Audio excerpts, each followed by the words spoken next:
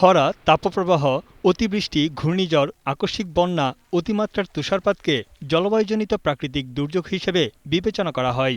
বিশ্বব্যাপী এক প্রান্তে ভয়াবহ বন্যা, আরেক প্রান্তে তাপপ্রবাহে ক্রমশই অস্থির হয়ে উঠেছে এই পৃথিবী। গেল বছর প্রাকৃতিক দুর্যোগ সবচেয়ে বেশি আঘাত হেনেছে এশিয়ায়। বিশ্ব আবহাওয়া সংস্থার প্রতিবেদন অনুযায়ী ২০২৩ সালে এশিয়ায় ৭৯টি প্রাকৃতিক বিপর্যয়ের ৮০%ই বন্যা ও ঝড়। এই সময়ে শুধু এশিয়া অঞ্চলেই প্রাণ হারিয়েছে ২,০০০-এর বেশি মানুষ। বিশ্বব্যাপী জলবায়ু পরিবর্তনে হতাহতের সঙ্গে অর্থনৈতিকভাবে বিপর্যয়ের মুখে পড়েছে এশিয়ার মানুষ। এই অঞ্চলে প্রাণহানির অন্যতম বড় কারণ বন্যা। বাংলাদেশ, ভারত, পাকিস্তান, আফগানিস্তান, চীন সহ এশিয়ার বেশিরভাগ অঞ্চল অতিবৃষ্টি, আকস্মিক বন্যা ও তুষারপাতের সঙ্গে খরার মুখে পড়েছে। হংকংয়ে ১৪০ বছরের মধ্যে গত বছর সর্বোচ্চ বৃষ্টিপাত রেকর্ড করা হয়। ২০২৩ সালে দীর্ঘস্থায়ী তাপপ্রবাহের সঙ্গে আকস্মিক বন্যা মোকাবেলা করতে হয়েছে ভারতকে। আফগানিস্তানের বেশ কয়েকটি প্রদেশে দেখা দেয় প্রবল বন্যা। পাকিস্তানি নজিরবিহীন বন্যায় ৩ কোটির বেশি মানুষ ক্ষতিগ্রস্ত হয়েছে। এদিকে সম্প্রতি চীনের দক্ষিণাঞ্চলের গুয়াংডং প্রদেশ শতাব্দীর ভয়াবহ বন্যার কবলে পড়ে।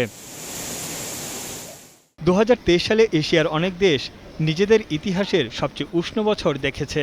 সবচেয়ে বেশি গড় তাপমাত্রা বেড়েছে মধ্য এশিয়ায়। পুরো বছর জুড়েই খরা, তাপদাহ ও ঝড়ের মতো চরম পরিস্থিতির মোকাবেলা করেছে এশিয়াবাসী। গ্রীষ্মকালের রেকর্ড গরমের সম্মুখীন হয়েছে জাপানের মানুষ। ১৯৯০ সাল থেকে গত বছর পর্যন্ত এশিয়ায় গড় তাপমাত্রা বেড়েছে প্রায় ২ ডিগ্রি। এশিয়ায় জলবায়ু সংক্রান্ত প্রথম মামলায় ভবিষ্যৎ প্রজন্মের সুরক্ষায় পদক্ষেপ নিতে জোর দাবি জানিয়েছে দক্ষিণ কোরিয়ার মানুষ। 탄소 배출량을 감축하는 정책들을 지금 자꾸 이후로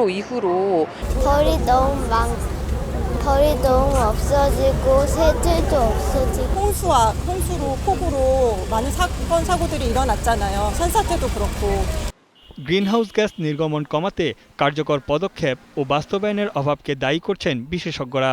২০৪০ সালের মধ্যে পুরো বিশ্ব চরম প্রাকৃতিক বিপর্যয়ের মুখে পড়তে পারে।